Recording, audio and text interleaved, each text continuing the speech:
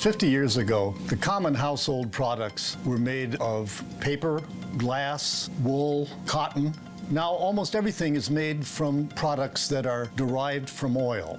EPA lists some 82,000 industrial chemicals, most of which were developed in the last 50 years. We've made the assumption that these chemicals stay in those products. The reality is they get into our food, they get into our air, our drinking water, and therefore they get into the human body. The DDT is one of the strongest risk factors for diabetes and for heart disease. PCB exposure is a major risk factor for high blood pressure. We're now finding that a whole variety of chemicals change the body's metabolism, and they promote obesity. You can measure almost every class of chemical in finished drinking water. Birth control pills, psychiatric medication, PCBs, DDE.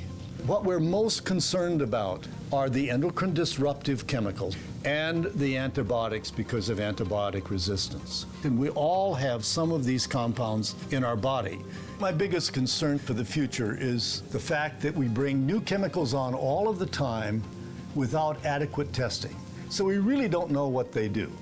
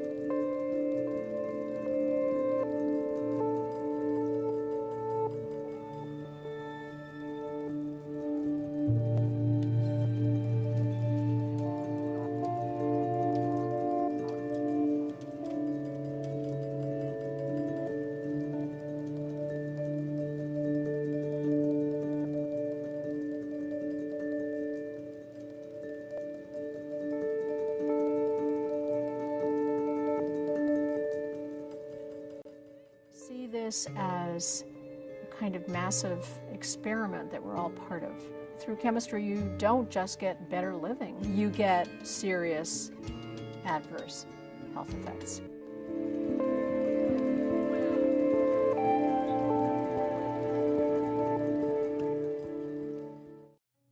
Chemicals can go into commerce, assumed to be safe. And there are about 80,000 chemicals in commerce.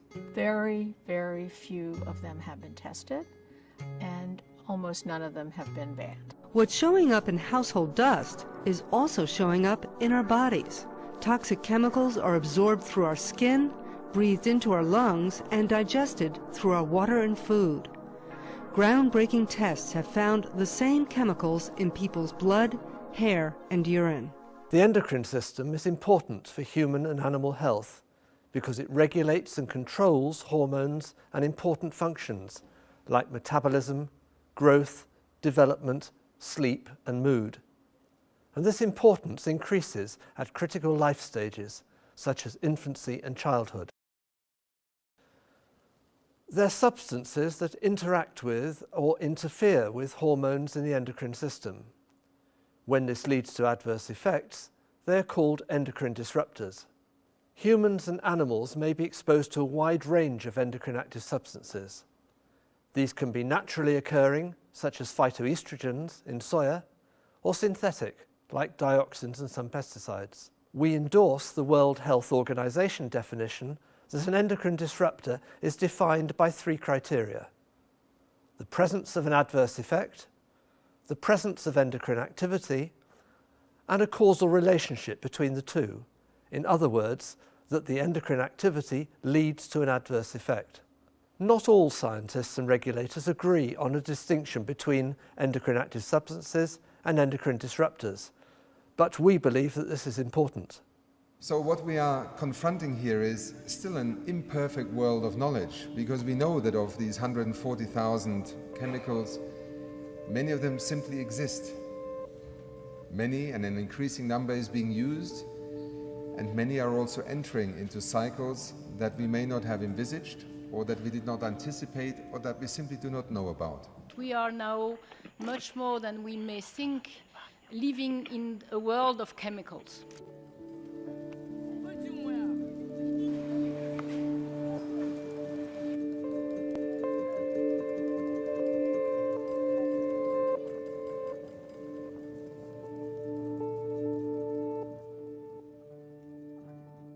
Another point to illustrate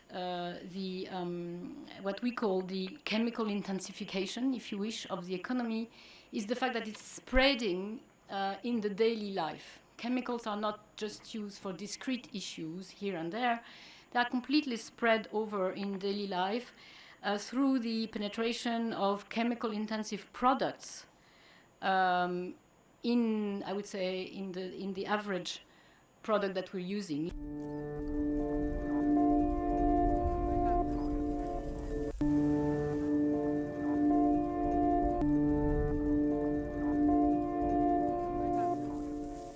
We are now looking more and more at studies that document the high level of POPs, persistent organic pollutants, including in aquatic mammals, polar bears, fish-eating birds. So it's going up into the food chain.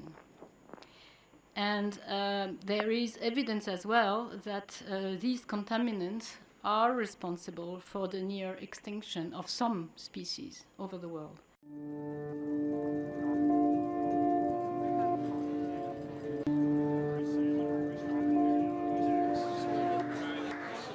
This is not without economic costs. Obviously, unsound management of chemical bear very high costs.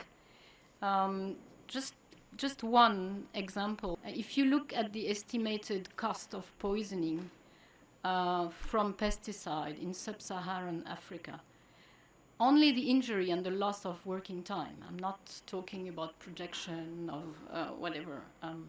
future revenues or, really only that, is estimated to be 6.3 billion US dollars in 2009.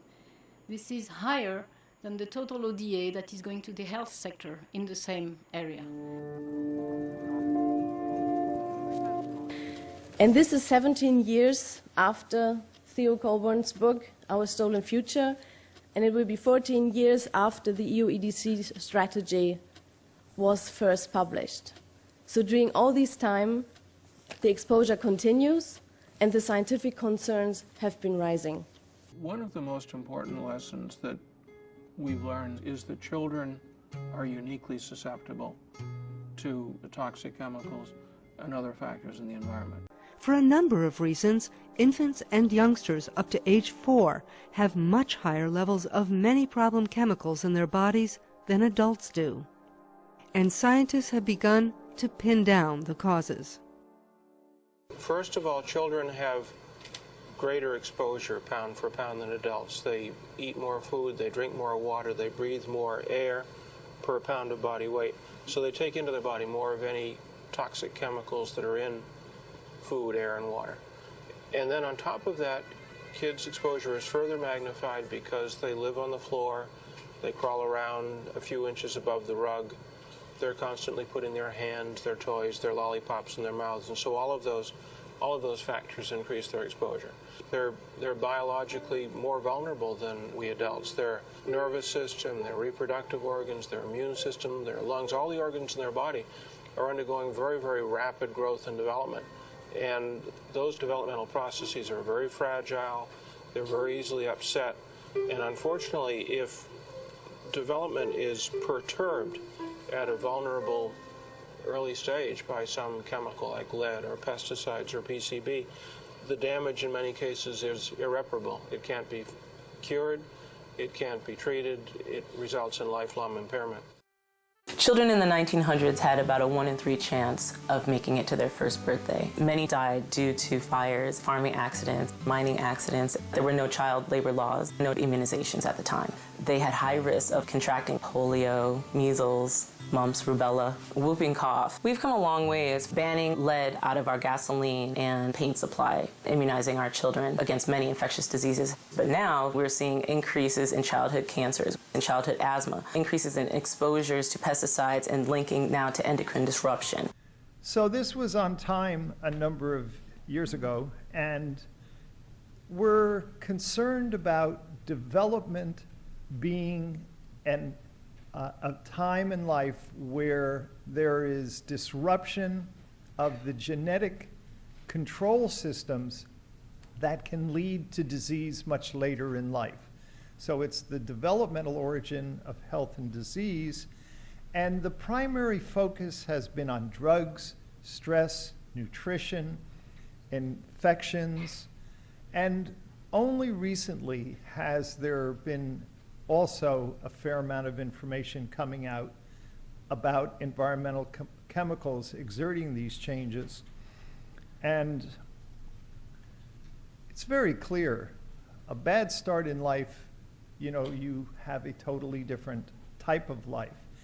And what we're finding out is an event called epigenetics is what turns out to be, in all likelihood, the mechanism by which these chemicals are able to cause this harm. So epigenetics essentially refers to any change in DNA that is not a classical mutation, all right? So when I was in school, this is what I was taught. And this is what I now teach in my reproductive endocrinology class. That it isn't just the genes you have, which certainly matter, but it's whether the control systems that turn those genes on and off are programmed right. And it's hormones that do that. We were struck by the fact that rates of a whole series of chronic diseases are rising in American children. We see increases in so many diseases that are preventable. Asthma has tripled over the past 20 years. Obesity has tripled. Childhood cancer has risen by 40%. Certain birth defects have doubled. Autism has increased to alarming rates. Why our government regulatory agencies are not responding appropriately to the science. What is important about the problems we have with BPA is they're not unique. The industries that are attacking the science are using the same strategies that were used for lead, for secondhand smoke, asbestos, many other products. There is a huge amount of evidence that the chemical industry manipulates science that they control. They are very effective at what they do. It doesn't have to be this way, but it takes a lot of resources, a lot of attention, and a lot of awareness of the problems for people to make a difference. This is really a social and political problem, and we need, if any chemical is toxic and known to accumulate in umbilical cord, blood, or mother's milk, it really has no place in our economy. As consumers become more aware of the need for safer materials, companies that offer non-toxic products are benefiting financially. Safer materials are helping to enhance the bottom line in sectors as diverse as clothing, food, and cosmetics. We all care about the next generation. That's our future. Parents are often overwhelmed by the sheer volume of information about environmental threats to children's health. It is possible, it is definitely possible for parents to take action to protect their children against many of the most serious environmental threats to health. All parents need is knowledge.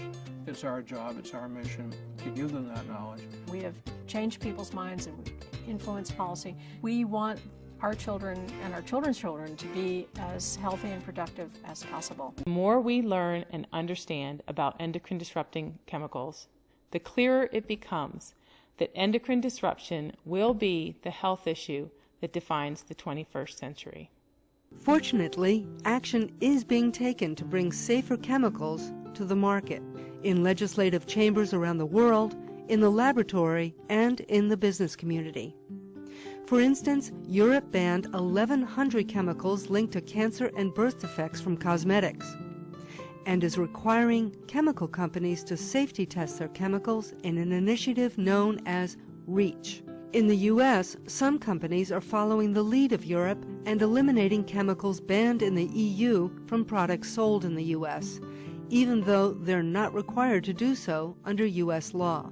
In fact, hundreds of companies have signed the Compact for Safe Cosmetics to provide at least the same protection in the U.S. as in Europe.